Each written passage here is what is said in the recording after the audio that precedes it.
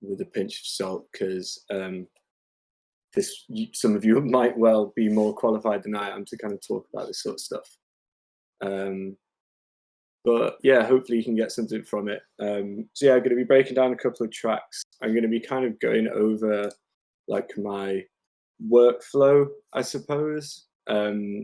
Just kind of things that I would maybe try and advise to people that have helped me out. Hopefully they can help you out. Yeah, so I guess let's get into it. Can everyone still hear me okay? I think I'm picking up somebody else's mic in here, but I'm not sure who.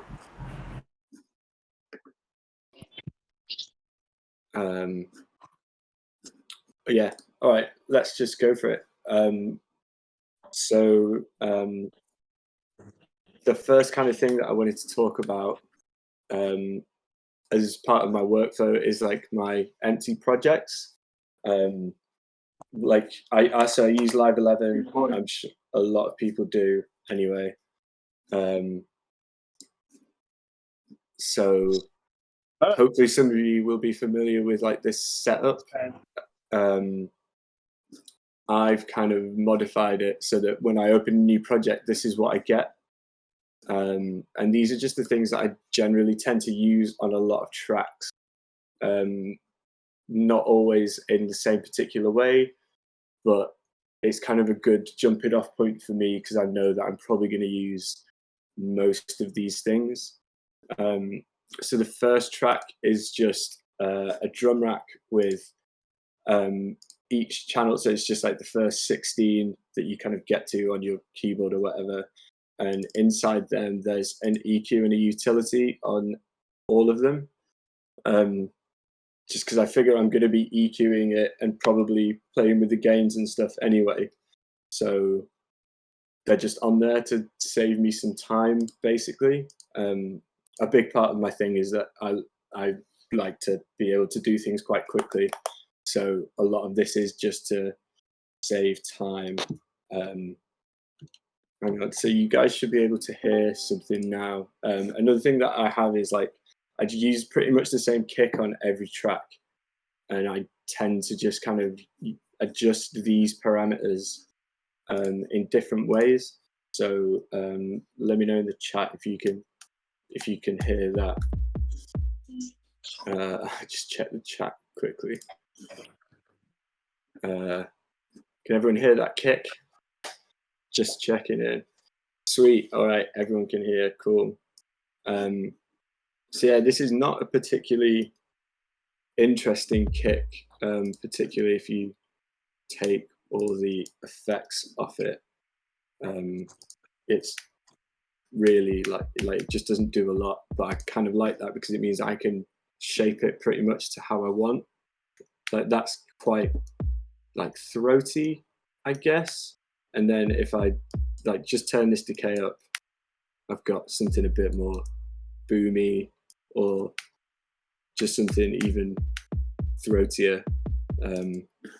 Yeah, really nice trick. If you've not been using drum bus on your kicks, would recommend it. Really great for getting, like, it can get bass out of a hi-hat. It's ridiculous. So easy for getting stuff going. This is just kind of how much bottom end I want in the mix. If I just want to hear like the transient in there, I can kind of just take that out really easily. And then I kind of adjust these depending on where everything else is in the mix. If I've got a lot of stuff around here, which I tend to do, I can just drag these out and give a bit more space for everything else. So yeah, that's that. This one's kind of a bit weird. I'm sure a lot of you will be familiar with Legowelt and all of his like sample packs and stuff like that. This is like an 808 build that he did. It's really good. Like some of the stuff that he's got mapped out here in these macros are really cool. It can kind of get a bit extreme, but I kind of like that. So yeah, that's Legowelt's rack there. and then I've got an EQ set up after that, and then I've got this rack that I've built. I've kind of expanded on this a little bit, and I'll show you guys what I've done since then. And this really probably looks a bit like it shouldn't really be there. Like putting a frequency shifter on a whole drum rack is probably not that intuitive, and like a stereo delay at the end of it with a really harsh limiter. But I use this a lot. I find like having these with a clap, just the 808 clap kind of has become my thing, like my go-to sort of thing. So maybe we'll try. Oh, another thing is that I have my master tempo set to 100. I haven't been doing a lot of stuff at that tempo, even though it's what I've become kind of known for, I guess. But yeah, I'll try and do something really quick. I find like the open hats, especially like the rapid succession of the open hats and then doing something with the closed hats works really well. Yeah, so let's do, no, not there.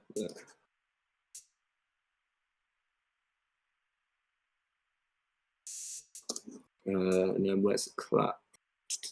I've got,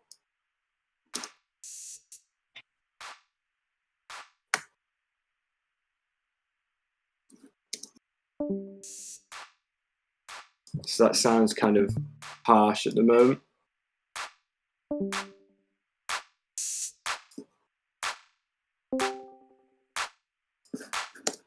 And then kind of for context, I suppose I've put some kicks in as well.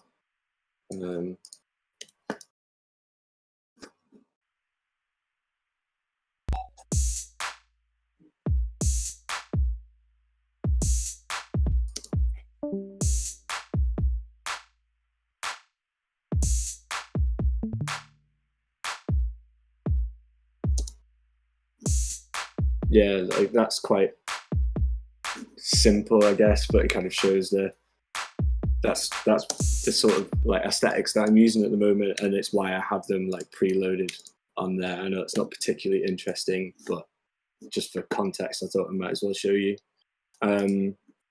So the next thing on there is it's just saved as sample synth. I have no idea how to use like synthesis whatsoever. I've kind of been like nervously building up to it and like trying stuff out. But for the most part, I just tend to use samples and then manipulate them quite a lot. Either like editing those samples in the sequencer and then dragging them into a sampler, or just leaving them as samples and then throwing a bunch of effects on there. But yeah, just having a sampler, an empty sampler loaded up again with like an EQ, a utility, and a limiter, so like taming the game and boosting it if I need it. And then this is the same but without anything on it. So say if I just might try something else, then that's where I will do that. Another thing, if I've also got it set up so if I make a new MIDI channel, then that's what comes up. So I don't have to put an EQ or a utility or a limiter on there. They're just already on there. Again, saving time. I'm really bad at staying with something. I like to be able to get something down really quick and keep going from there. I'm not really good at like writing things in my head. I like to sit down and start doing stuff and see what happens. And for me, if like the less obstacles I have in the way of getting things down quickly, then the easier I find it to write. So having these things set up in such a way that it kind of doesn't slow me down is a lot easier for me anyway.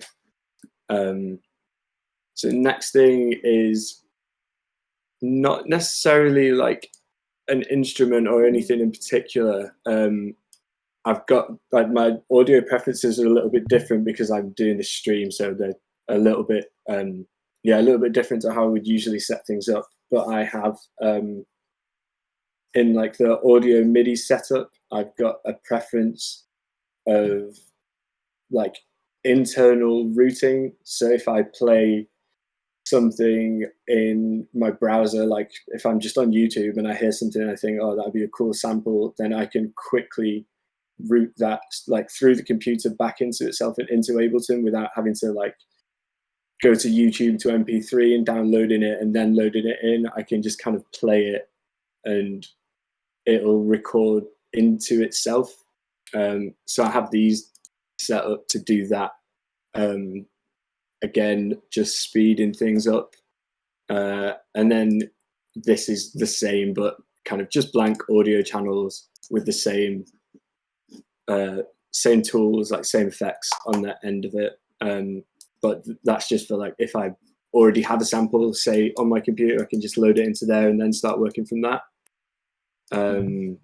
This thing at the end that's named effects group is kind of where this is where I would tend to put things like risers or crashes, little like incidental noises sort of in the background where I roll them off because I never really put stuff in there that's like low end. It's typically for like sweeps or you like that sort of thing for like building tension or just weird textural bits. And then they're both grouped into this because I quite like to squash things together with a limiter, and I'll probably show you guys a bit more of that anyway, but similar to the thing that's on the end of the Wild 808 channel.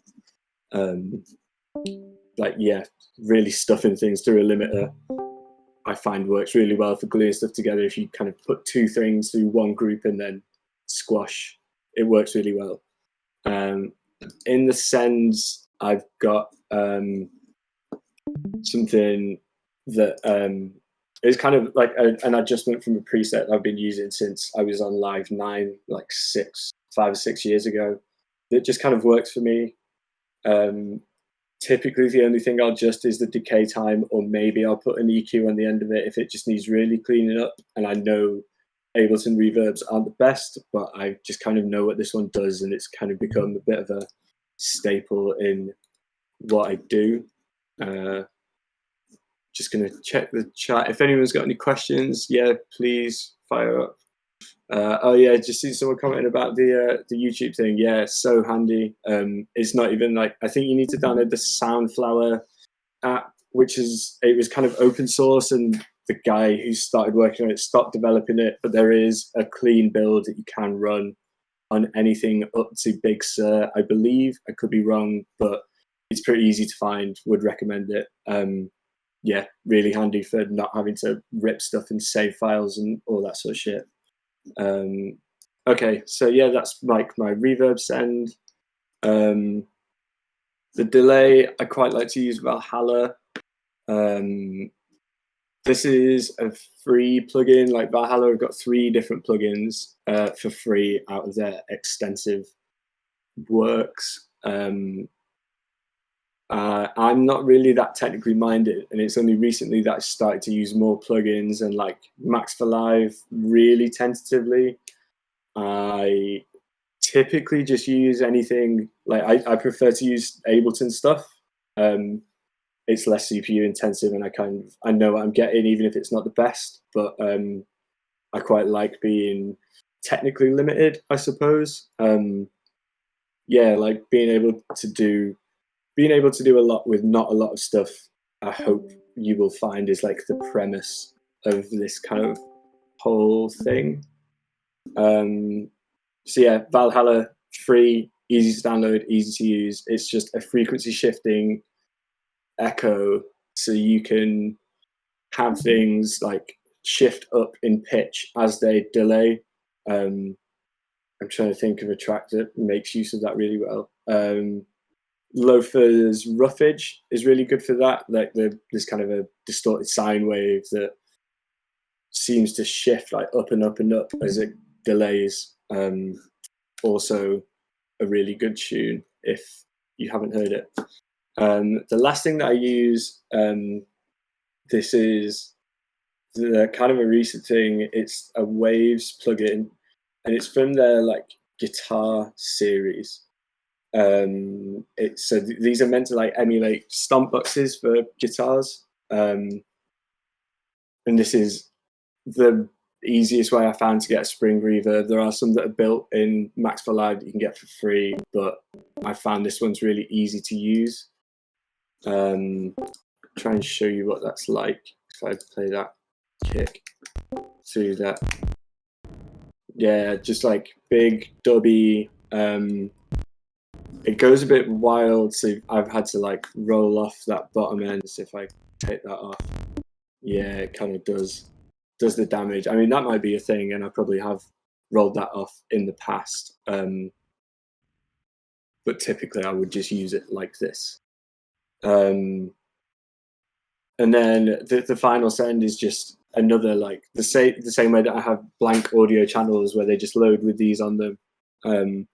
So if I feel like I need something extra, sometimes I'll do like a saturation send if I want to kind of push things into something a bit crunchy, or maybe like a chorus or a flange if I just want like a little bit more movement on everything, or like on some things just subtly, then I'll put that in there. But quite often like these three, just like the first three, work for me on their own. Let me just someone's posted roughage in the chat. Yeah. Yes pitch. Yeah, sorry, I'm just gonna turn the volume up on the output of this so people can hear me more. One sec, how am I gonna do that?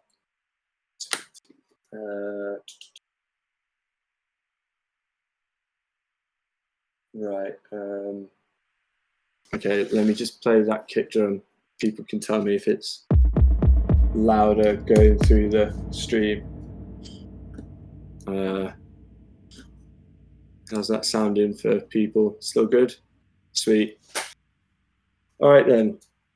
All right, so I guess the last thing that I talk about, like my preset sort of stuff, is this is what I have on my master channel. It maybe looks like a lot, and some of it's probably a bit weird, but I'll kind of go through it one thing at a time and let you know what everything's doing. So this is just a simple utility with the bass mono on. Anything below 120 gets summed to mono, which is really good, particularly if you're doing explicitly club music and you want like your bottom end to be like tight, and when you play it on a system, it's not gonna sound really fucked if like the system's set up really badly and like maybe the bass is a little offset on either side. That's gonna be just gonna help you out a lot, and it's just easier for me to mix things down. And then following that, this is like a mid-side EQ.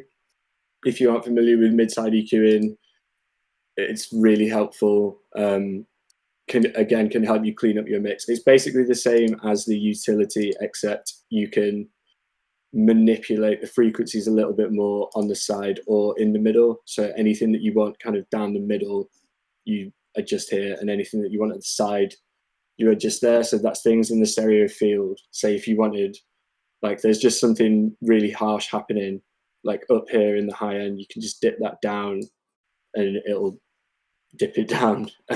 Yeah, I know that's not super insightful, but I'm surprised that a lot of people didn't know about mid-side EQing, so hopefully you can get something from that. This is just a multi-band compressor. It's set up on the OTT setting, which is when it's at 100%, it's crazy, like almost unusable. But I've found that if I kind of hover it around that mark, it's really good for just kind of gluing stuff together, giving everything like a bit of like punch and squash, I suppose. It makes everything sound quite thick. Yeah, really handy. I wouldn't necessarily call this, by the way, mastering, but this is what I use to make my tracks like hold up in clubs. Like I probably wouldn't.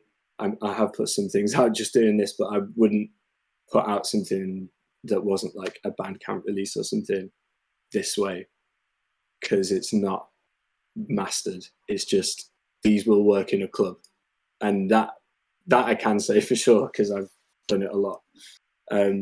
This one, perhaps the most obscure one to be on a master chain, and it's a frequency shifter. I was really unfamiliar with this, and it was actually Aya that turned me onto it and was like, you should put a frequency shifter on the master, and I really thought she was fucking with me, but she wasn't. It's I don't really know how it works or like what it really does, but like if you turn it on, it kind of like you might be able to hear that really subtly, maybe not because based on like how much we're going out, but it sort of wobbles stuff around. So I've only got it to kind of like, it's not really wobbling all that much, and I would never really use it past like 4.5%, 5% at most. But it just, I don't know how it works, but it fills things out really well, and would recommend just giving it a try. I know it seems quite counterintuitive, but just trust me, give it a go. This is just an EQ that I've named Flavor.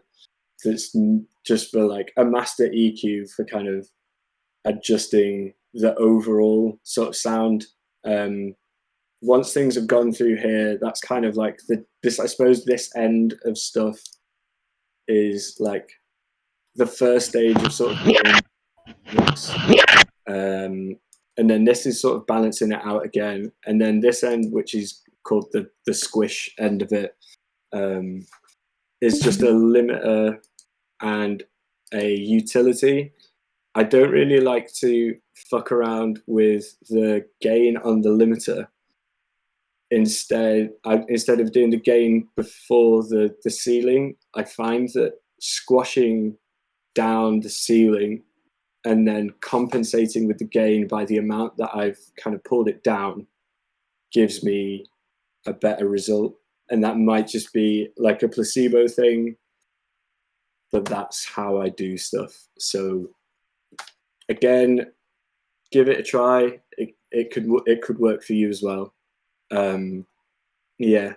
And I think that's probably everything on like the blank channel stuff. So when I'm writing stuff, I'm almost ashamed to admit that I start to write with all this mastering chain stuff on. Like I just leave it on whilst I'm writing because it helps me to sort of think about like when I'm putting stuff together, I can hear it in a sort of end goal sense. I can imagine what this track is going to be like after it has been mastered, if that is the goal for it to be mastered. So typically I'll kind of mix as I'm going along with the mastering chain with the mastering chain on, then I'll turn it off, then I'll kind of readjust stuff to see if it was actually a good mix or if it's just a master chain that's sort of saving it, and then I'll turn it back on and readjust that, and by the end of that process I'll maybe like kind of go like past that a few times, and then by the end of that I'll have something that I'm mostly happy with. There's always going to be some tracks that are just like a nightmare to mix, but for the most part this works for me. So yeah, that's kind of everything. All right, could I A-B the freak shifter? Right, let me just drag a track in.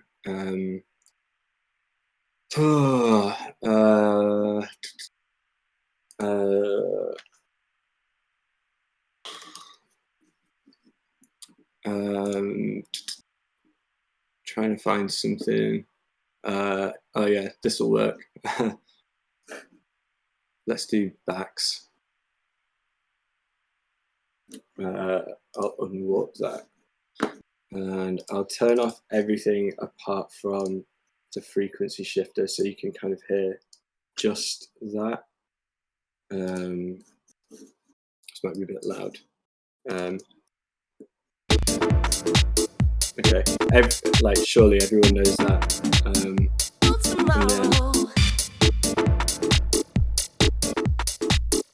yeah, doesn't sound great like that on something that's like already mastered, but yeah, it does sound weird. I know. I'll show you it in like when we break down one of the tracks, one of my own tracks. Yeah, sorry to have used backs for that. That was inappropriate. So I guess that kind of covers everything that I typically use as my own, almost like my own set of tools, I guess. If feel free to use any of these ideas. This is this is just what works for me, and I really would encourage you, particularly if you've got like writer's block or something like that, then just kind of experiment with like going through these kind of things, like finding out stuff, like using some tools that you've maybe not used before, and just seeing if there's things that you could like go back to like half finished projects and implement them into those. Yeah, so another thing that I've also started to do is to make my own effects racks, and I will show you one of them when I just find a loop. 50 best free drum loops. That sounds promising. That was less promising. Right, that'll do. Yeah, so this is probably not that interesting.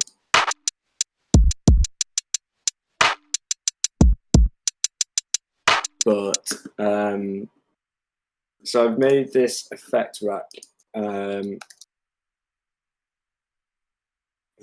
Where are you? Audio effects. So I've just called it chaotic neutral. I'm not trying to sell Live 11 to anyone, but one of the things that I found really helpful, like when you make these racks, I don't know if this was in Live 10, it might well be, but this is one of the things that I quite enjoyed about using Live 11, is that it has this kind of random thing. So if you set macros to tools or to things within a rack, you can just hit this button and randomize them. So for things like this, so if I turn that off, that's the dry signal. And then if I turn this up,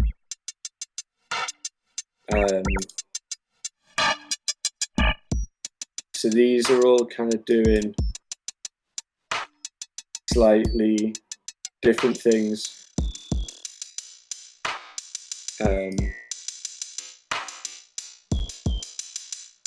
Yeah.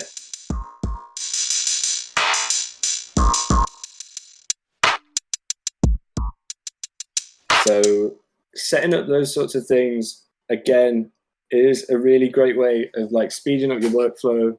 And also it kind of helps to define your sound, because you're narrowing like your set of tools. It's just, it becomes more of a part of your sonic identity, I suppose. And when you find those things and you sort of start to, I guess, like trust your gut, trust your instinct of like, this is what I like, then implementing those in different fashions in your own music is going to be a way of like solidifying what you're doing. Like you're using your tools, you're not trying to sound like anyone else. But yeah, Ableton's great for like experimenting in that way. So you could probably set those up in other DAWs. I am unfamiliar with them, but I'm sure you could apply that knowledge somehow. if any other people use Live 11, I'll drop this somewhere on the Discord server. I don't know if it'll work with Live 10, but Live 11 users, yeah, fill your boots. Okay, so I guess that kind of covers all of my like preset stuff. Does anybody have any other questions before we maybe move on? And I'll show you a couple of tracks that I've made, like original tracks, and then we'll kind of go over bootlegs and stuff at the end. Just check the stream chat. Everyone good? Oh, hey Tracy. Do I have any favorite plugins? Not Ableton. The Valhalla one, obviously, I use it on everything. I recently very illegally acquired Reactor, which is really cool. There's a synth that is it Aerosmith? Maybe Aerosmith. It's called Razor anyway. Evan 96 back put me onto that, and it's very like how do I describe it? It's really like rubbery and like very futury. Like it's not a kind of classic synth at all. And I've used that on a couple of things, but not loads. When I have a look, battery, I haven't really used any of those yet. I've just been kind of hoarding things whilst I've been stuck. Wave Saw. Oh, Rave Generator. Rave Generator is sick. Like it's just a multi-sampler with all the classic rave sounds on it.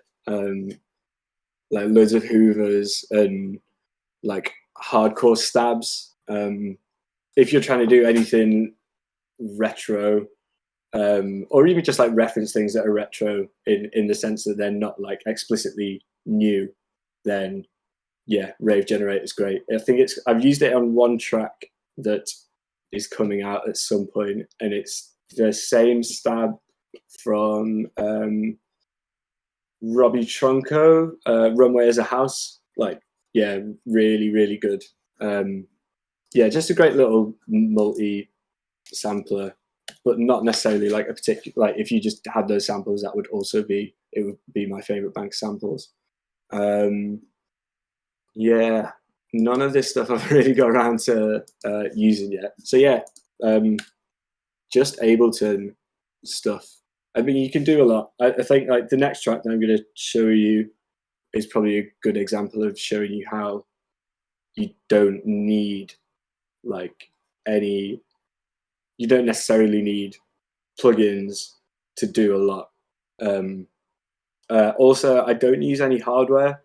I don't know if I said that at the beginning, but I've borrowed a push off a friend before, and that's been quite good just for playing notes in, because you can like set the scale so there's no way to hit a bum note, and just like figuring out melodies, even though my music isn't that melodious, is kind of good for someone like me who doesn't have a wealth of music theory behind them.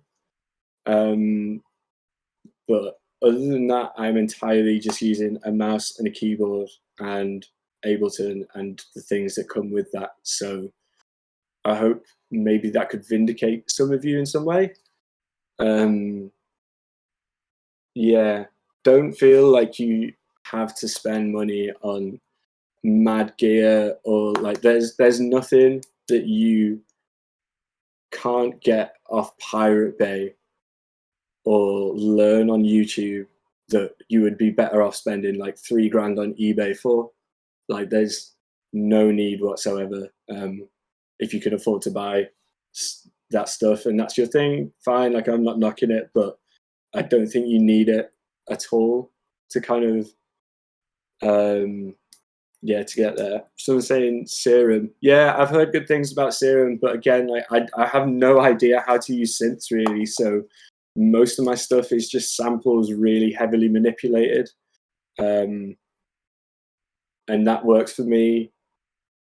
So I'm for a long time I kind of struggled with that idea of being like, oh, I'm a producer, I don't know what I'm doing. but I've just learned to lean into that almost. I'm not trying to emulate anybody else's style particularly. Like I make reference to a lot of things in my music, like a lot of other sounds, but I'm not really trying to copy anybody else's thing wholesale. So just lean into it, like back yourself. Yeah, if I can do it, I have no formal training, I have no gear, I just spend a lot of time dicking about, and you could definitely do that too if you have the time and are willing to. Okay, let's maybe look at a track. I think, yeah, our very own DJ Pitch played this one on NCS not so long ago. It's called "There's No R in Bath." People here from Southern England will probably recognise that I am in fact Northern, and when I say Bath, it does not sound like there is an R in it. So maybe we'll have like a quick listen through, maybe not all of it. Yes, big up Si, no R in Bath crew, I see you. Yeah, I'll play this one through. This might be a little bit loud, so I'm just going to turn that down. Let me know in the chat if this is like blowing out your speakers. Oh wait, I've got that soloed. That'll be why. Okay.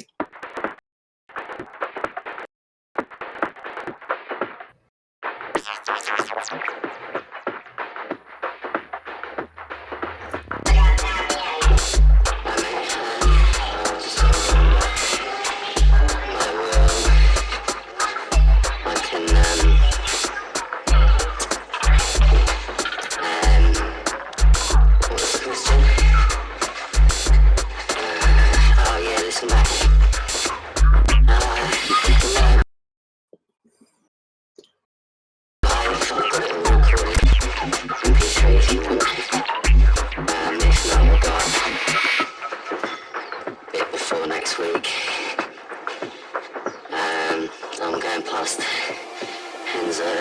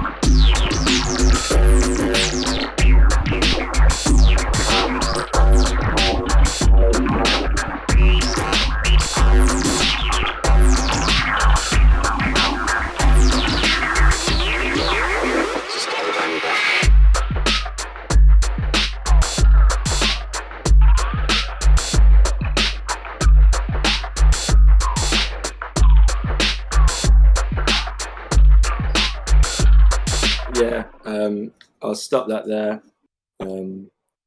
I hope you enjoyed that. If there's anything in particular that people want me to start with in terms of like breaking this down, then let me know. Otherwise, maybe we'll just kind of go through it from top to bottom. I know there's not like loads of people here, which is fine. Feel free, Tom. Yeah, can we look at the bass? Yeah, sure. Of course we can. Seconded. Yeah, all right, cool. This is one of those things where yeah, like if I told you, you probably might not believe me, like how this was made. It is quite literally. So if I just mute this group, this is like the top layer of that synth, and then this is the sub, and the sub is just like, I think it is the same sample with mostly the same effects, and then they're just summed together into this group and like EQ'd awfully over here, and then like squashed quite heavily with a limiter there. If I turn off like all the effects, it is just a kick drum. Like that's it. Like all the kind of the dirt and like everything is coming from this one Ableton saturator. The thing that's kind of making it do that like almost acidy kind of squelchy thing is just automating slightly, just at like the beginning of certain phrases, the drive, and manipulating the bass of the saturator kind of down here. So you'll see as it, like, I think I just penciled this in really roughly and then straightened it out so it was more on grid, so it sounded a bit more like jumpy and robotic. But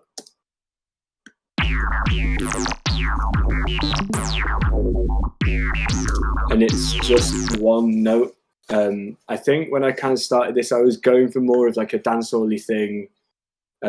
Like that's a very familiar kick pattern for people that are into dancehall.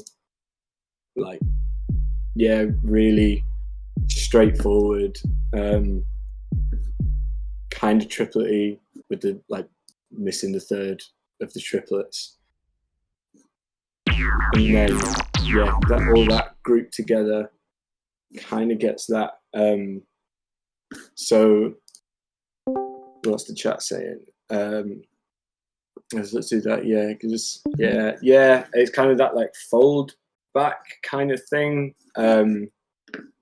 So we'll kind of go through some other stuff on there.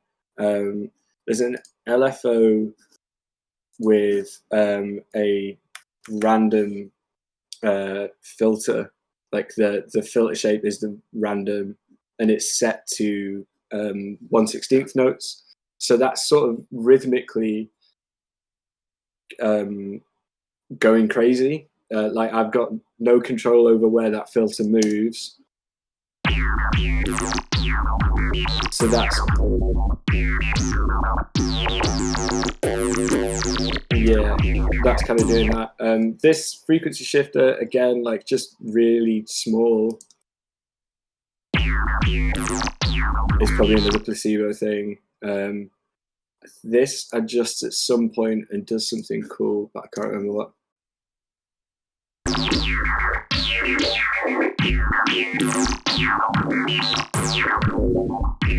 And then there's also a delay that gets automated at the end. So it's like this green section, this yellow section, the only difference is that this one's a little bit like wetter with the delay. And I find using a stereo delay this way creates like a chorus almost. Are people familiar with the Haas effect? With saturator on wave shaper mode a lot more, so good. Yeah, saturator is great. Would highly recommend just using that.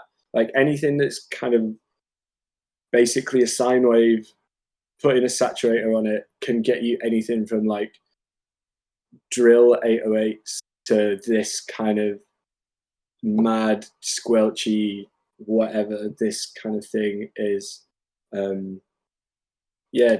Just the Haas effect, I'm not entirely sure like what the particulars are of it, but basically if you kind of offset, if you take a stereo delay and have one of them, like say the left really, really tight and the right slightly less tight, kind of adjust the dry wet, it ends up almost being like a phaser kind of chorusy thing. And then if you sum it back down to mono, you're taking out the width and you're just getting these like slightly overlapping, slightly offset delays that just kind of contribute to this sort of like cool, squelchy, wobbly madness. I think this other saturate is just to kind of, because by the time it's gone through all this, it ended up being a bit quiet.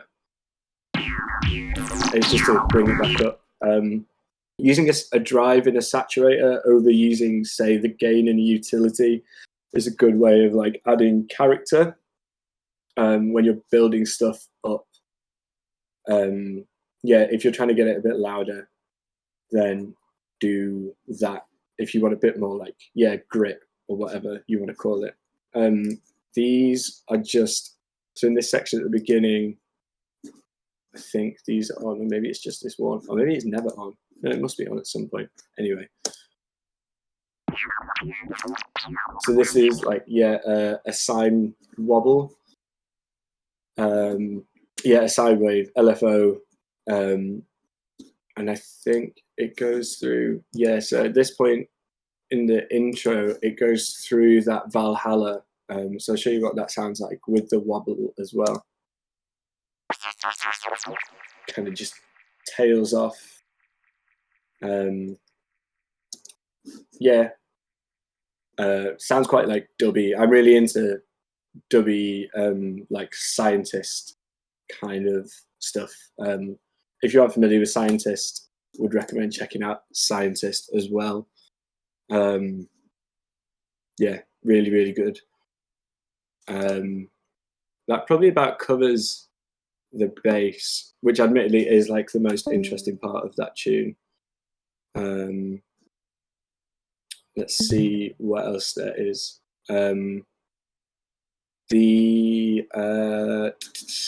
This was quite a cool thing that I used in there, and you can kind of not really pick it out in the track, but the processing on it is maybe quite interesting and might be of value to some people. So we'll kind of go through that. Again, this is just like all one note. So if I kind of click that, you can hear that it does different things. So the velocity is mapped kind of weird. But there's also this like random thing on there. So yeah, I'll just kind of play a section and you can hear what it's doing.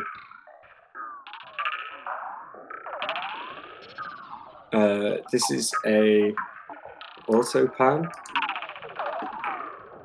which is just doing not much, but something.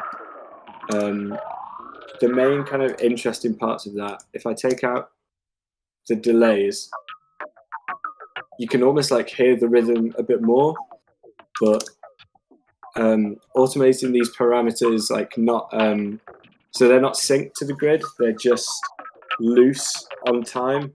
They're kind of like, yeah, they're unconstrained to the grid.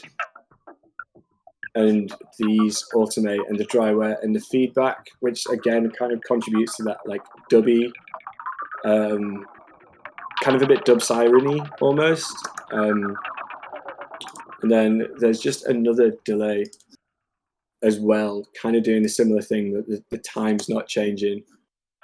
So you can see the automation of both of these in there. And they're just like in the background of the mix, and they're kind of more important in the parts where the bass comes out.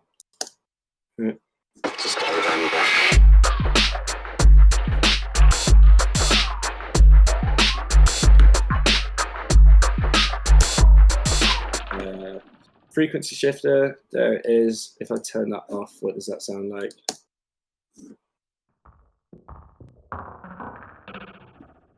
Like still cool, but having this LFO on the amount and the dry wet and stuff, you're kind of relinquishing a bit of control and just letting the machine do its thing. But if you're quite lazy like me and want to do things quite quickly, using things like random LFOs or having things not set to the grid is a really easy way of making things sound interesting without you having to like work things out or put a lot of effort into them, which is something I value quite a lot as someone that likes to write really quickly and just get the idea down as fast as possible and then sort of refine it from there. Guess the only other like particularly interesting thing is this. This was a voice note that Mosca left for me. He's actually talking about like walking past a hairdresser's or like a nail salon that's called Henzo something. And I thought that was just quite funny, like a fun thing to put in there. How to spoken sample EQ process right before the drop.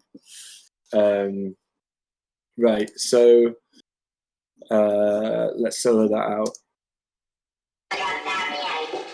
Let's show automation in new lane, show automation in new lane. Is there anything else?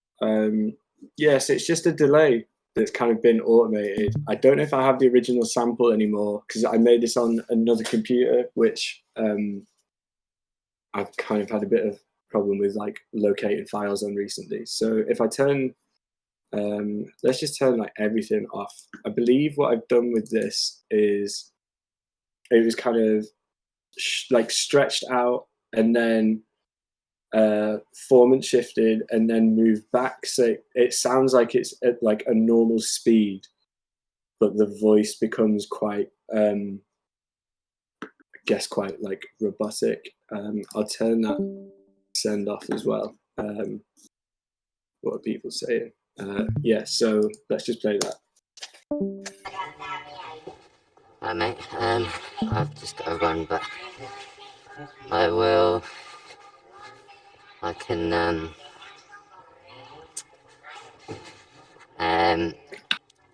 what was the question?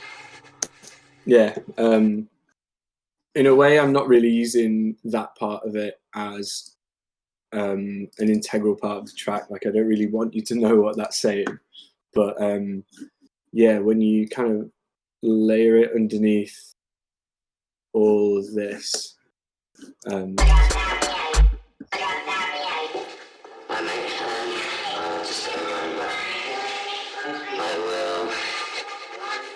I can,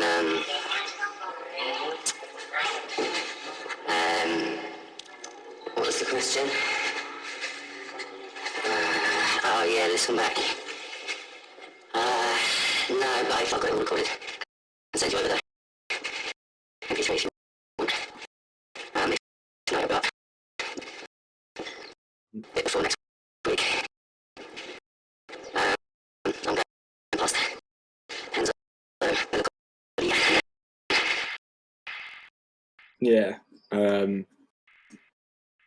changes the way the sound feels completely. Yeah, it really does. I don't know. I'm not sure if pedal was in Live 10 or not. Actually, I'm pretty sure it was. But if you aren't familiar with pedal, I believe it works the same as the overdrive. Like this mode works the same as the overdrive, but the distortion is kind of like if you played guitar when you were a teenager and you're around my age, you probably were familiar with like the Line 6 sort of products, which were not particularly great guitar, like for playing guitar or for like heavy metal or that kind of thing. But it's a really shitty distortion that works well on doing abstract stuff like this. It kind of sounds a bit like megaphony. I think particularly when you pair it with like a really tight reverb, it sounds like someone like going through a megaphone in like in an empty street or something. Not to get too I don't know, to pontificate or kind of like describe it into something overly visual, but I don't know, maybe that helps you. Sometimes it works for me. Yeah, that's probably like the most interesting thing about it. This is just Ableton's 606 kit with some daft EQing and the saturator, 2 saturators and a limiter and a drum bus. It's just like a drum break. nothing particularly interesting about that. But I think one thing that I would like to point out about this that maybe will help you is that this entire tune is 1, 2, 3, 4, 5, 6 channels, and these are just risers, so like not even crucial parts of the track. And as I was trying to kind of relay before, yeah, doing a lot with not a lot is something that I try to do quite a lot. So can I solo out the riser? Yeah, sure. I think this is quite like stretched and a bit mad, and it sounds cool. So that's one of them.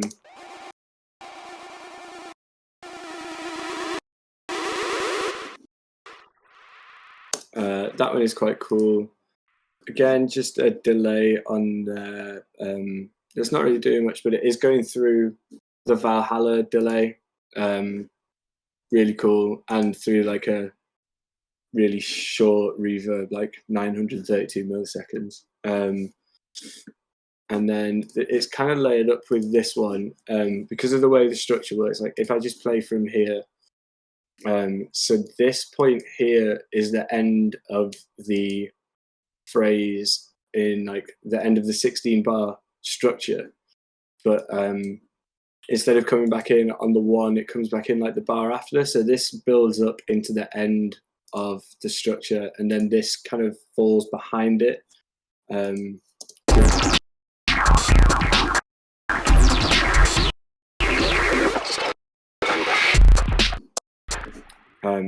Which, yeah, I'm pretty sure that's just like a reversed symbol.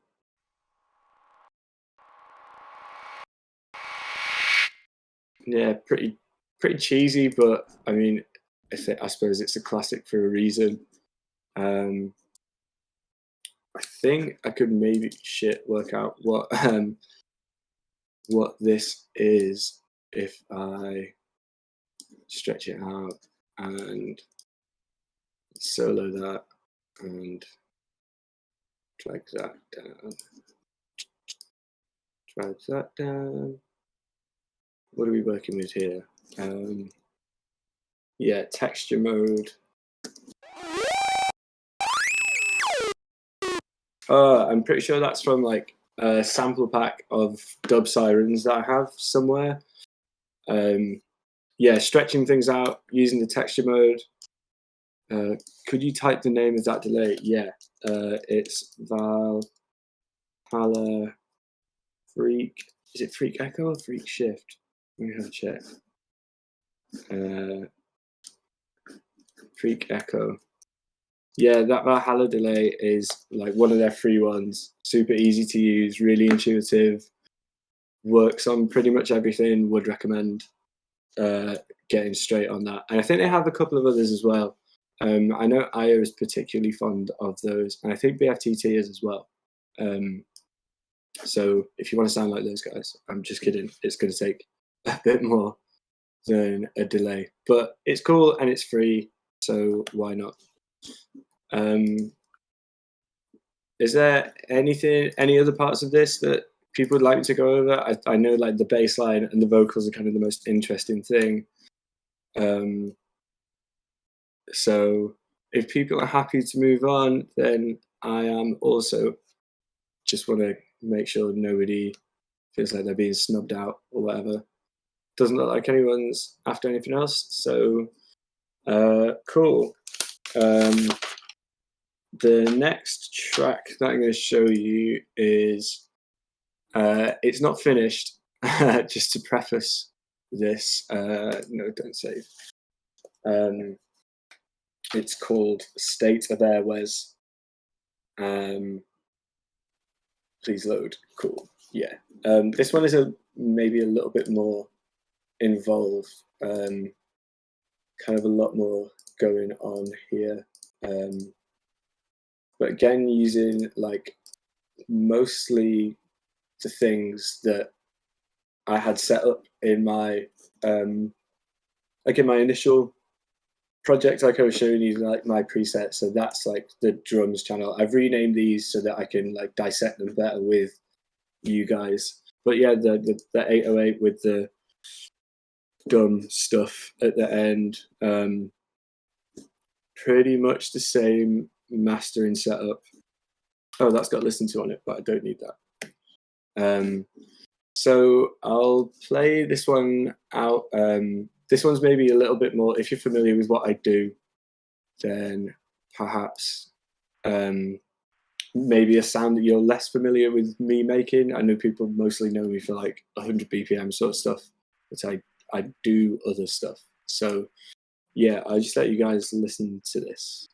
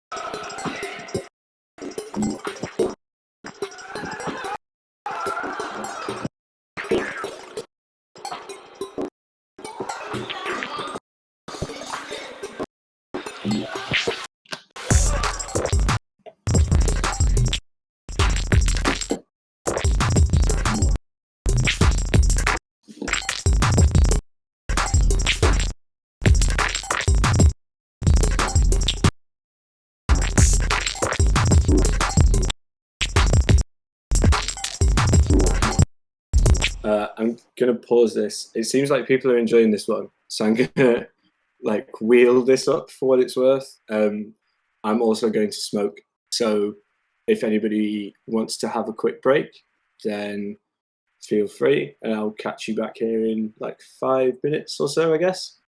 Yeah, cool.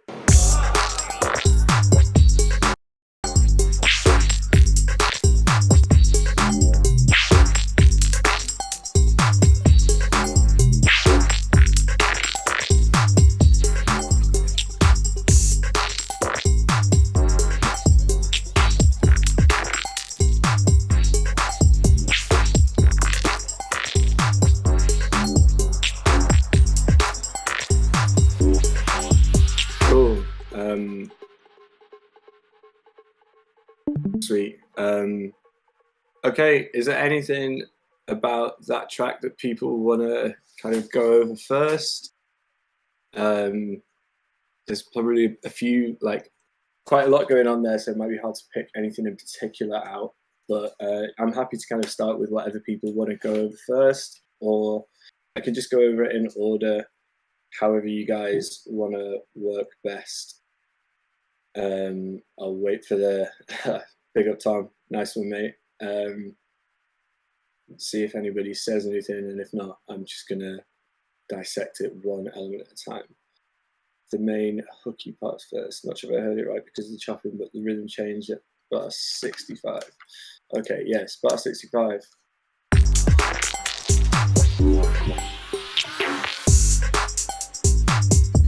Yeah, it's not even really a rhythm change. It's just that that main like squelchy part drops out. I don't know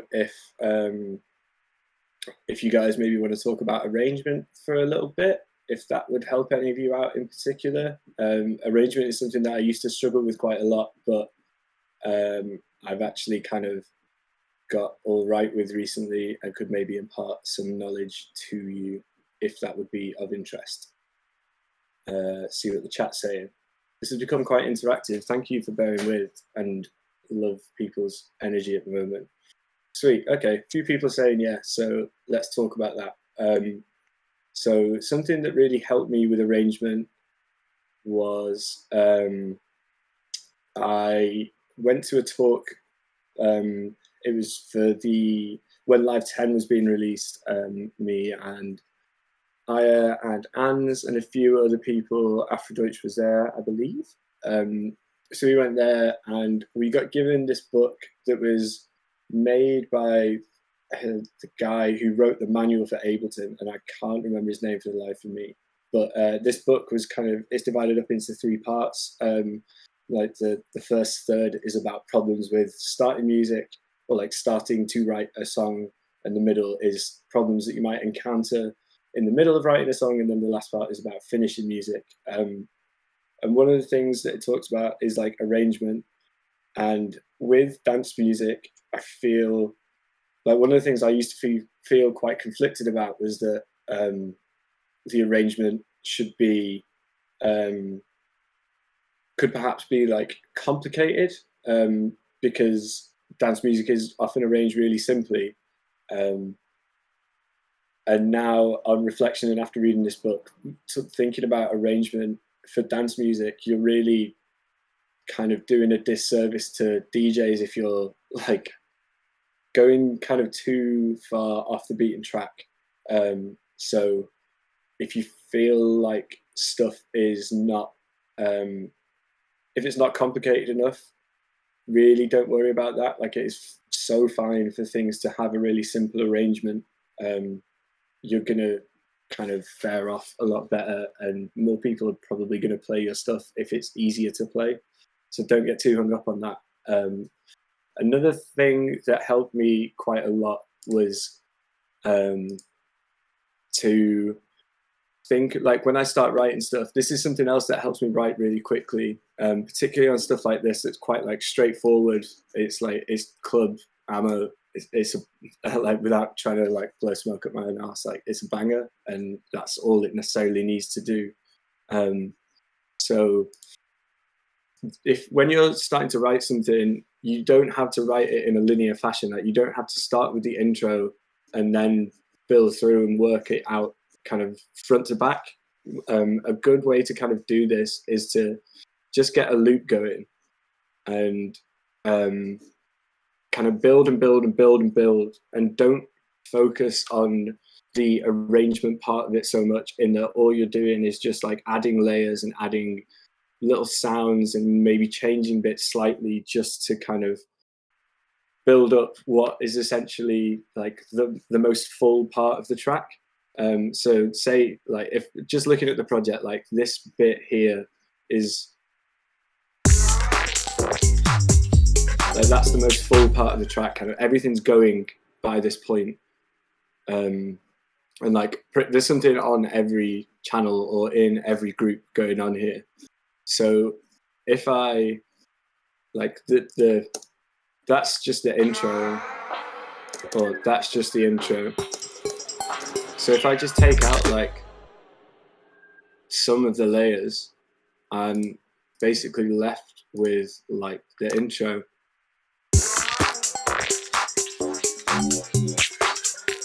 So if you think about it in this way,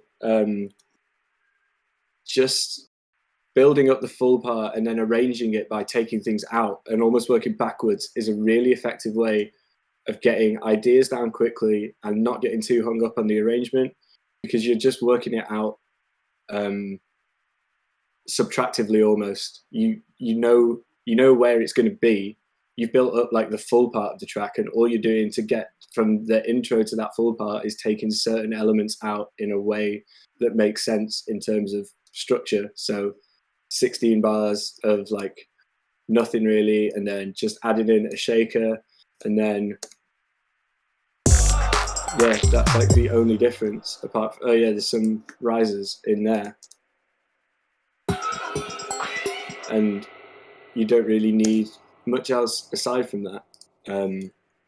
So yeah, don't over egg your arrangements there. It's honestly fine to just keep things really straightforward and just try and separate the headspace of writing and arranging, because they're not, you're kind of using different parts of your brain to do that anyway.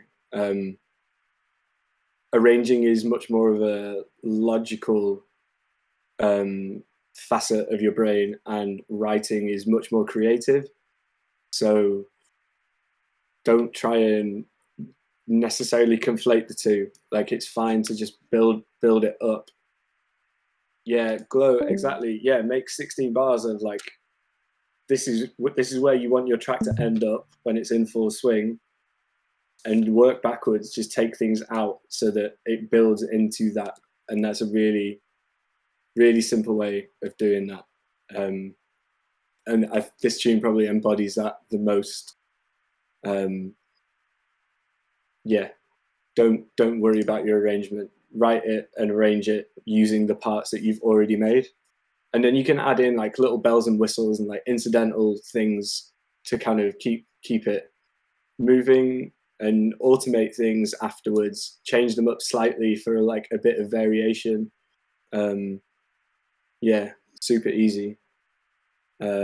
So let's Tom, you're saying go over the main hooky part. I guess you mean this group that I have labeled horrid synth, which is just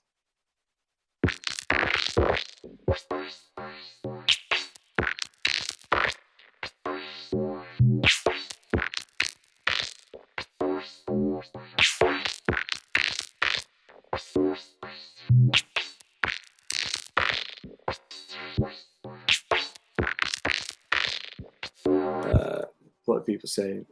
The bassline kick, are you just pitch shifting the kick sample? Okay, so I'll the melody, right? The melody. So the kick is it's the same kick that I always use, but it's so short and like it's just punch. So all I'm really getting from that is the transient and like a little bit of low end.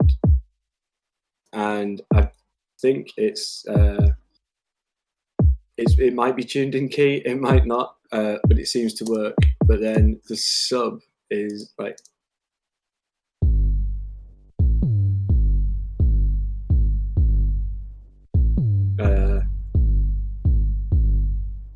yeah, it's a wavetable, which I believe is in Live 10 as well. It's a Talking 808 bass preset. I think that might have been, I don't know if that comes with Live natively, but if you have a legit copy, I think it's in the Ableton packs that you can get.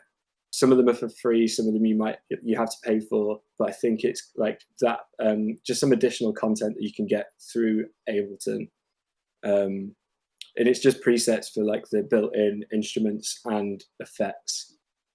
If it's not already in there, it might actually well be just a standard thing that's part of Live. And I think I kind of manipulated these things a little bit. Wavetable is a bit of a blag.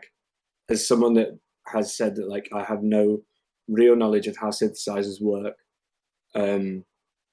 this like you can take a preset that's really good and like mangle it into something rubbish really quickly. So beware of that. So yeah, that's the melody, and yeah, it's just super simple. I tend to write in the same key, and like it's just that's like the root note, and then that's one semitone above, and then the high note is just an octave above. Like it's a 2-note bass line, really not overly complicated, but layered up with this thing. Like that's kind of where things move. So this loop, like this part that I think someone wanted to talk about before, all that's happening here is a bandpass on a filter, and then the LFO on random with like some of the parameters change so that it's not as erratic. It's a bit more rhythmic, set to like 1/6, and that's just controlling the frequency. But then also the LFO is like ramping up every quarter note.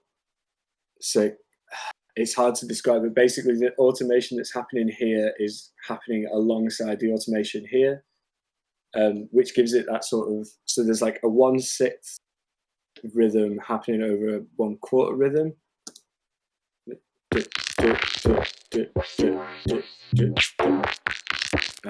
And that's kind of that's what gives it that like squelchiness, is this filter going like up and down quite quickly. If I turn this off, I think this was a loop from Walton's presets. That was like, it's kind of cool.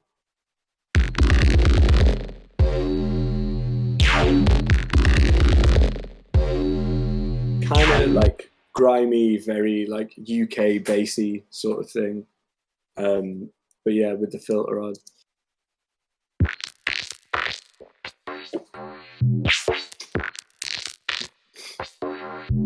Yeah, really fun. I think this random is also affecting the dry wet of the delay, so it's kind of just little like flecks of space thrown in there. Yeah, it kind of quickly moves from being dry to wet. That's like the bulk of it. I think Tom was saying before, Tom 2 Tracks, you say, yeah, you spotted the vocal sample like straight away. Some people might have seen it. It's like quite a famous video for people in the UK. It's like some video from a house party somewhere in the north of the UK of a guy like covered in flour, and then his mate gets naked and like falls down a set of stairs, and then like his mum or his sister or something is just like giving him a telling off, and it's well funny. And all I've done is that with this is like stretched it out quite a lot. So if I turn all the effects off,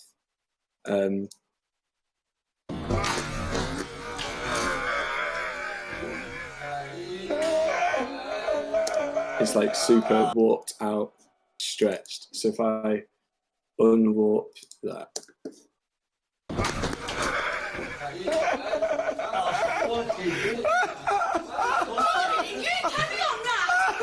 yeah, yeah. This was one of those things that I just was watching it on YouTube and thought I could well sample that, and just set up my little signal path so that I could route YouTube straight into Ableton and capture it with relative ease. Yeah, so that's the like dry effect. And then what I've got going on here is like a bit of a high pass because I don't want too much bass in there because it's just meant to be like a texture almost. And then this is another like jumpy LFO, and that's controlling these kind of like really twitchy delays on the echo. I generally do tend to use delay over echo, but for this, I wanted it to kind of like, you could really boost the resonance on the echo, which can be kind of dangerous. You can end up with like really harsh feedback if you're not careful. But in this case, it worked quite well.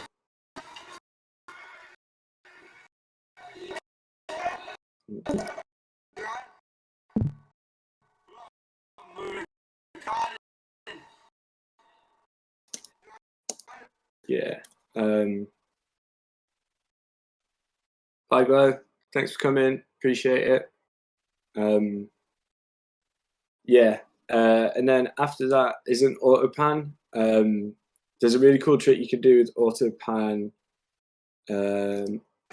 where you can change the offset so that it works as like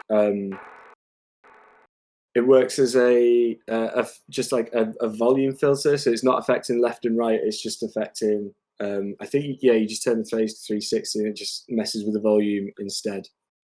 So that's that. This is another cool thing that I've tried to start using more as a means of making textures. And it almost sounds like generative noise. So it's just like one note held for the whole section. But these things are kind of, yeah, like just messing around with it quite a lot. So in the background, like it's not a really cool part of the track, but it does add to it just by adding a bit of texture. And I think that was another one of those things that I got from like an Ableton pack. Like it is just a preset that I might have like messed around with a little bit. LFO doing jittery stuff again on a filter. Putting LFOs on filters is a really cool way of getting kind of odd, squelchy rhythms, if that's your thing. That's probably about like all the fun parts of this tune. If there's anything else in particular people wanted to go over, or if you're happy to move on to another track, or if you are kind of sick of hearing like my music, maybe you want to talk about bootlegs. I'm happy to like keep talking if you guys are still finding this interesting and of any value. So yeah, I'm happy to be told like where we're going next, whatever is going to work best for everyone else. Whatever works. I'm easy. See if anybody gets down in the chat.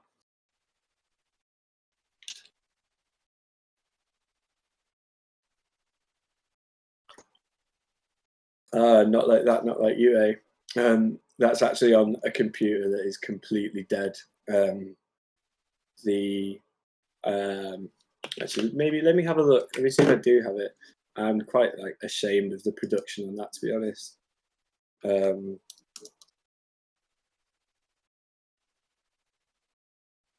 It might be on there.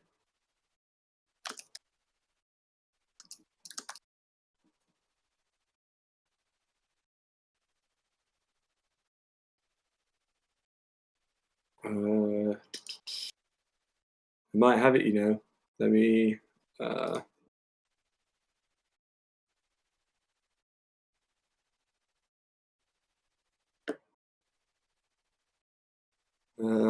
That might be it, although I might have lost the samples for it. I was just not mainly curious about the perks. I'll see if I can open it. Fuck it. Yeah, let's see where we end up with that. Don't save. I hope I'm not opening a can of worms here. There's probably a load of stuff. Yeah, right, okay. I can maybe make that work though. See what happens when we play it. Hey, we might have something here.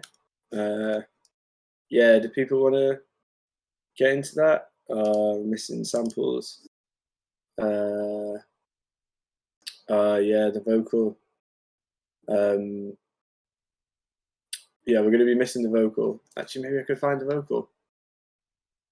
Wow, I didn't expect to be doing this. This was not in the lesson plan.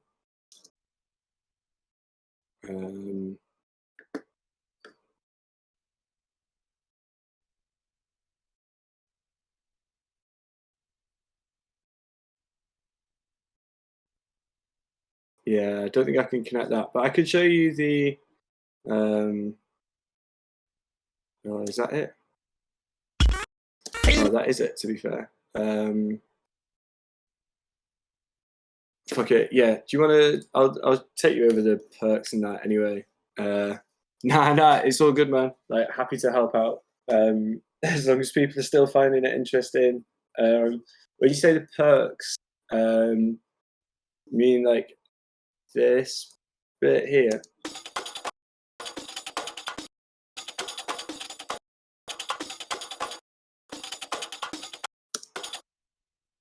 Yeah, that's literally just a loop. I think it's from like an old Akai sample pack that I not even sure how I got hold of. And then overdrive, some mad EQing, and some harsh compression. And I think that's about it. Oh yeah, kind of paired with that, that's where like the main rhythm.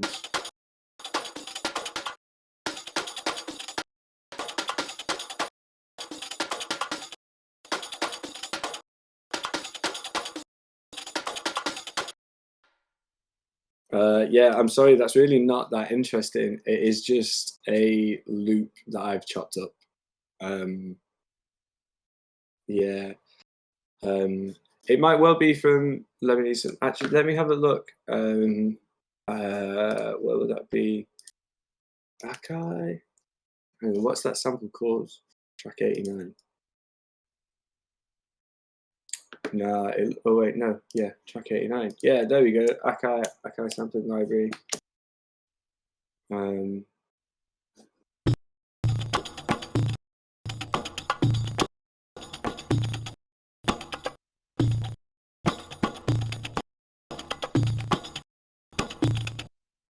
Yeah, there you go. Secrets out.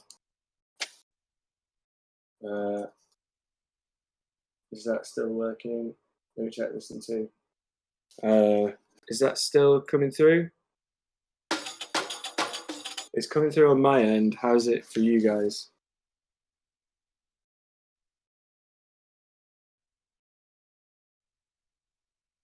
It's got a bit choppy again, TBH. So I relaunch and just send it again? Right, I'll do that. Give me 1 minute. Let's do log in. Start streaming.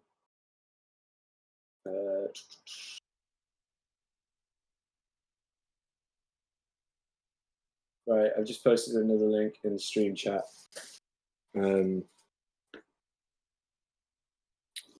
Let me know if you can hear that.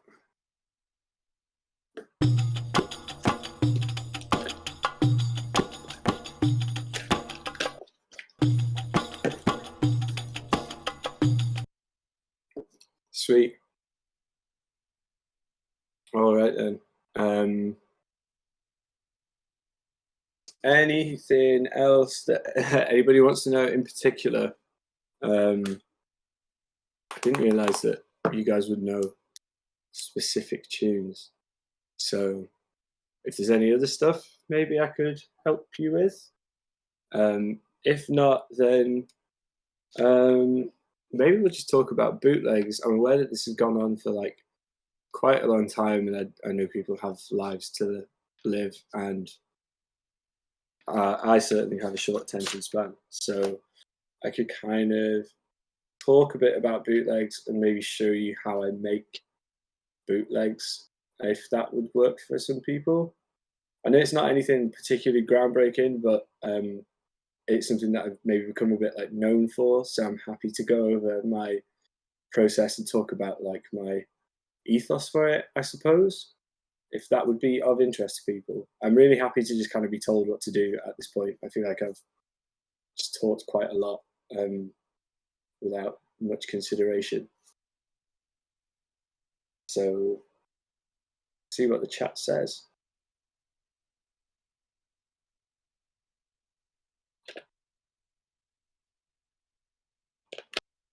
Oh yeah, going up inside. Shit, do I have that one? Let's have a look for that. That one is like super simple.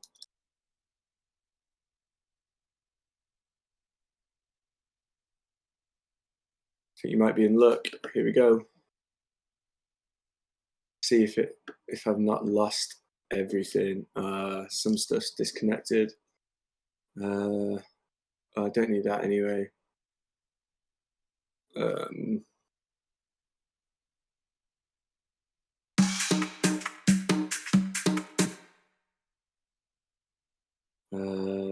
Suge. Where is Suge? It's not even in the project anymore. That can go.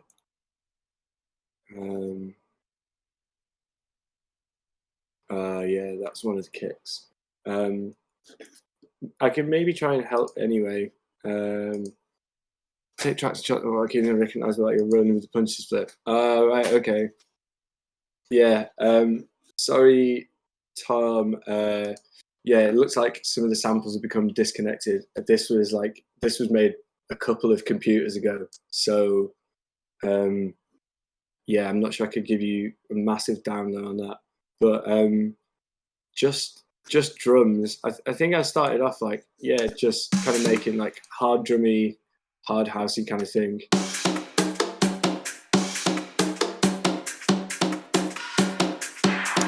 Yeah, it looks like the kick isn't connected at the moment, but yeah, that Lolita Holloway vocal has been done like 1,000 times, and it can go on anything. Like I'm sure that would slap over a garage tune, on a like UK funky tune, just on like house or whatever.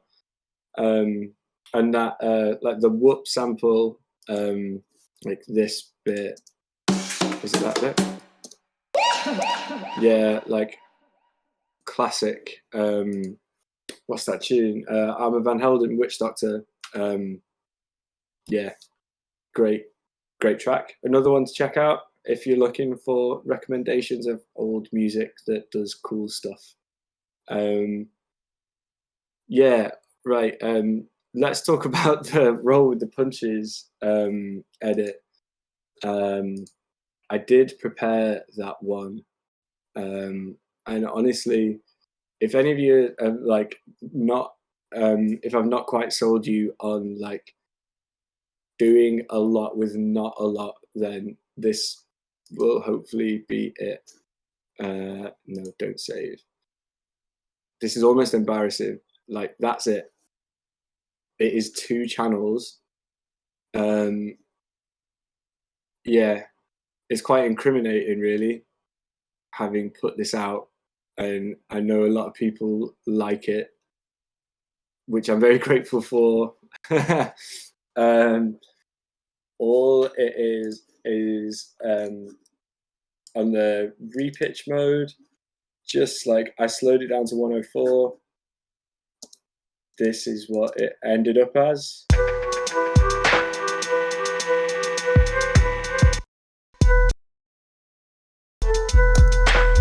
Like that in and of itself just sounds sick anyway. But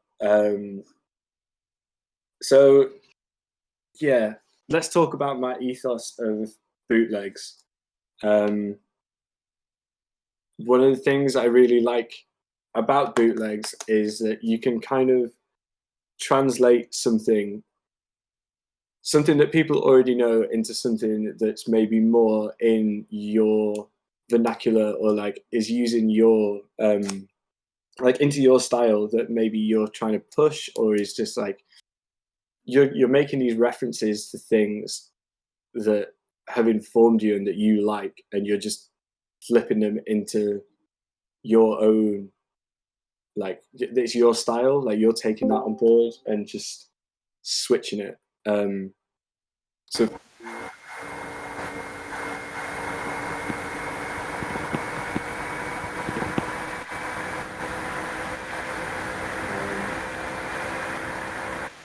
can anybody else hear that, or is it just me? Yeah, so anyway, I really love this Pev tune, as I'm pretty sure everybody who goes to clubs in the UK does.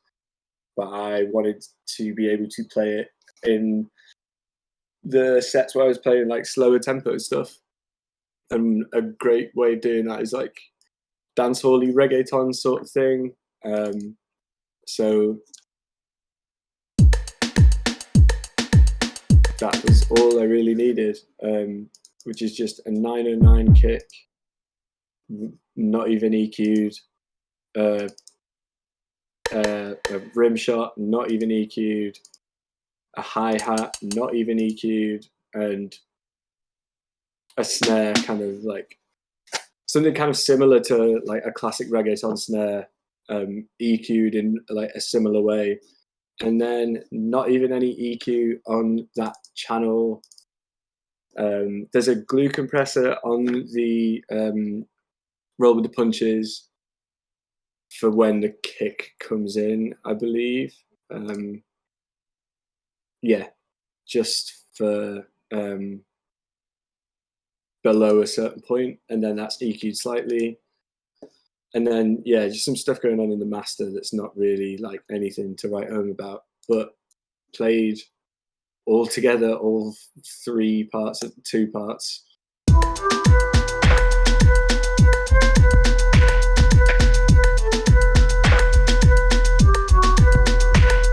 Yeah, that's about it. And if I could do this, then you could do that too. Just picking out if there's anything that you feel like, something that's maybe like a few years old that was a big thing, you can do something with that. Like you almost definitely can do something with it, whatever your style is, even if it's just kind of sampling like one small part of it. That's really, really easy to do. Another one that I had prepared, which is equally like simple, is this one, which is literally just a Mosca tune press up. If I unwarp that,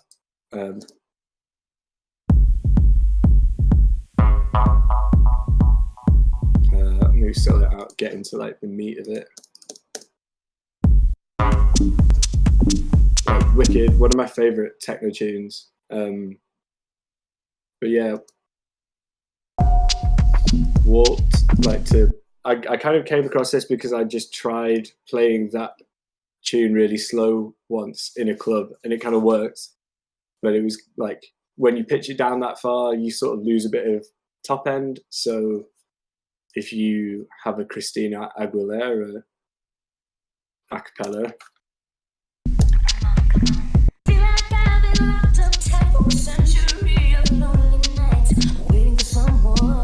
like instant banger. Like, not to kind of gas myself, but like I've never played that in a club and it's not gone off. Such a like simple but effective tool, kind of appealing to a bit of nostalgia, which is another great part of bootlegs. Like you're reframing or recontextualizing something, or you can be recontextualizing something in a way that a crowd is going to be like, is that Christina Aguilera? The original track was Mosca Press Up. I'll just write that in there.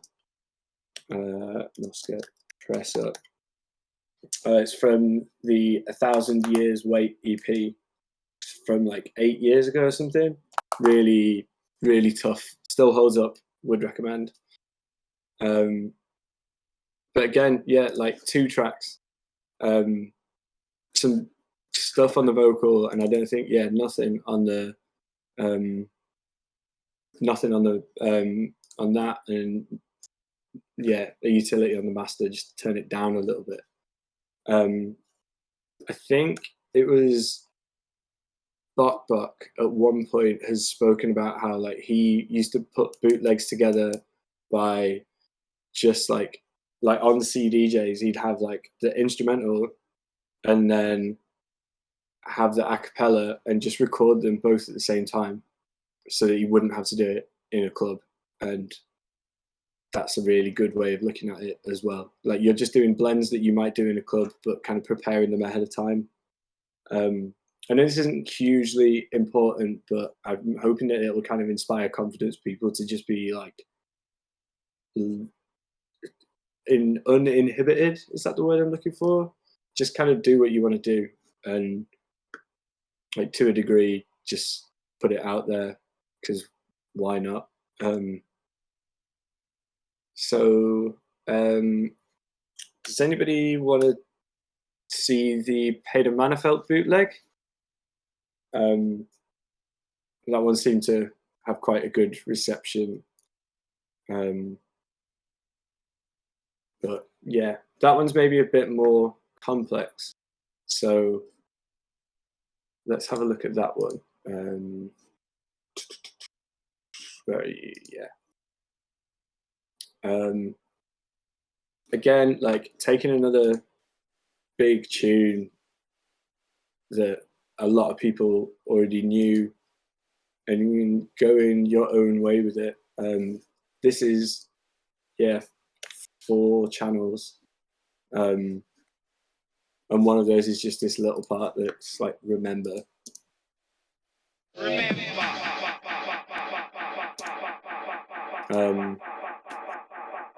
Yeah, just kind of like chopping this.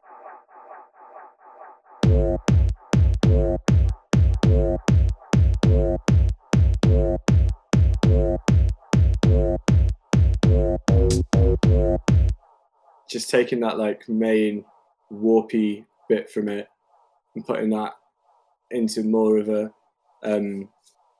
into a rhythm that suits like a slower tempo, and then these bits are reversed just for a bit of variation. I think there's a gate on there, so you kind of need the whole thing.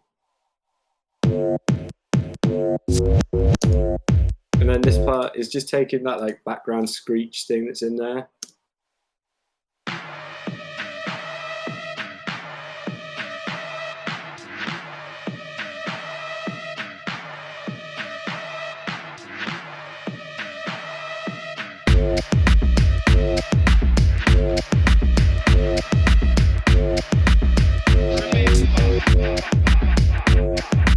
Then up here is just the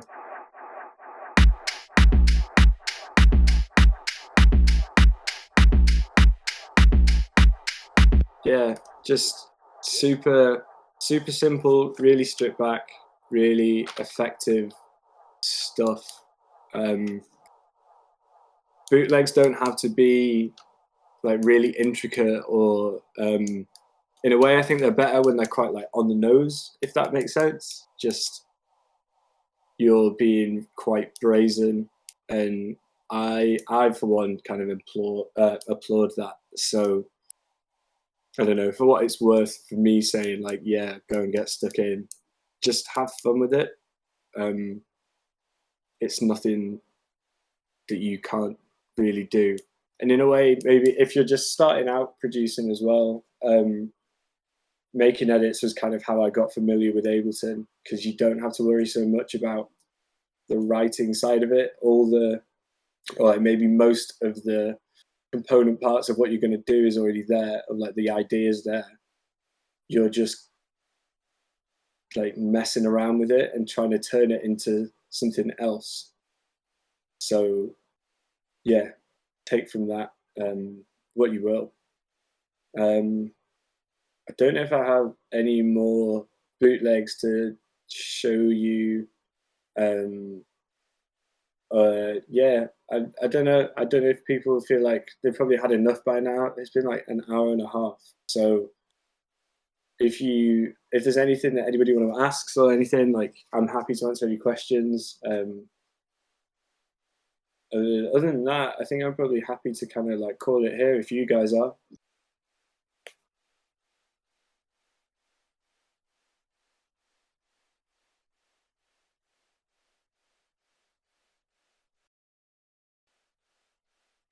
Do I have the I Write Sins Not Tragedies one?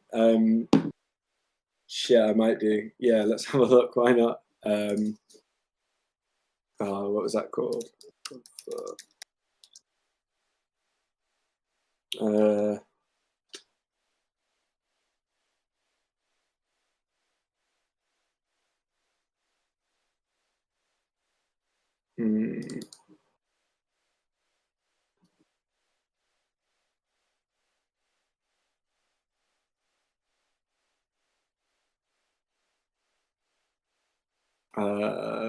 I don't know if I have it, you know. I'm really sorry. No, it looks like I might have lost that project. I think I might be stuck on my old computer. But that you could easily make that yourself. It is the a cappella from I Write Sins Not Tragedies, and I can't remember the name of the original tune, but it's the instrumental from Hard. Maybe the instrumental is just called Hard. Yeah, endless mile. Thank you for coming. Appreciate it. Glad you got something out of it.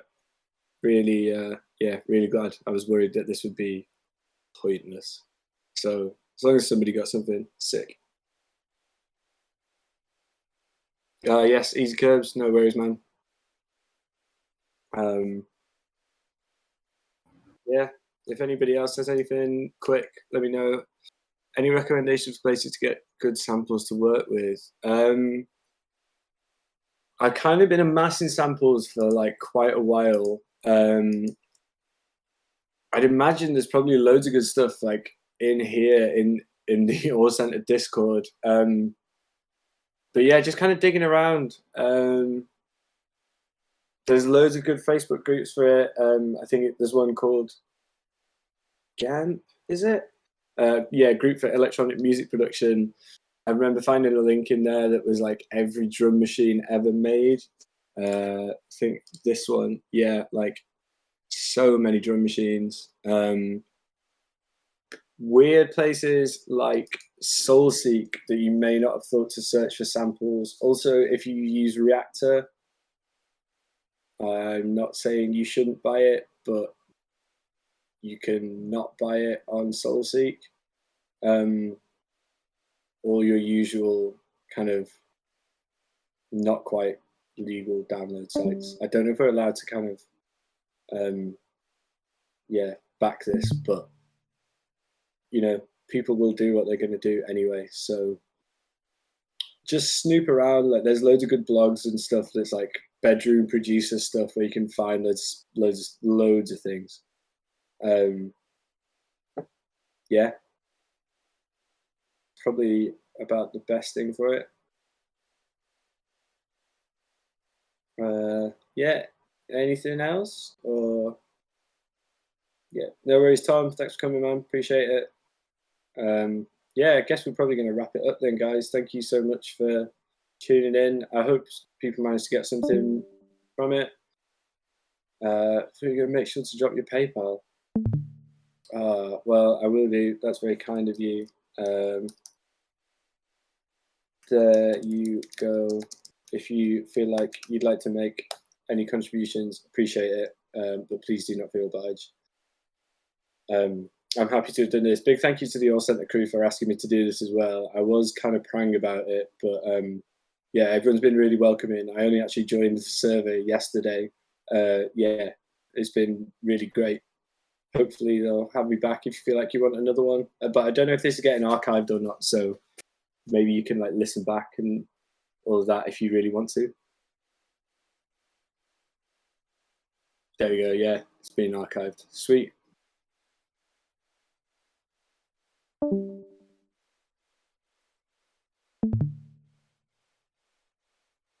Just let the final stuff roll into the chat room. If anybody has any burning questions, cheers for the stream. No worries, boss. We enjoyed lots of trying messing around with. Yeah, messing around. That's the takeaway from this is start messing around more because it's kind of worked for me. I feel like I'm all right at doing this, and it's just been from messing around.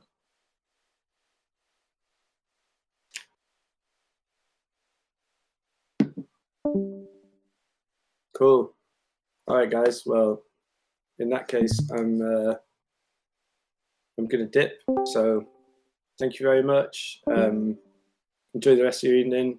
I hope people in the UK are getting excited about next weekend as well. Please look after yourself if you're going to be in the clubs. Do your lateral flow test and all that, or be vaccinated, or both. Right. Thank you, guys. Bye.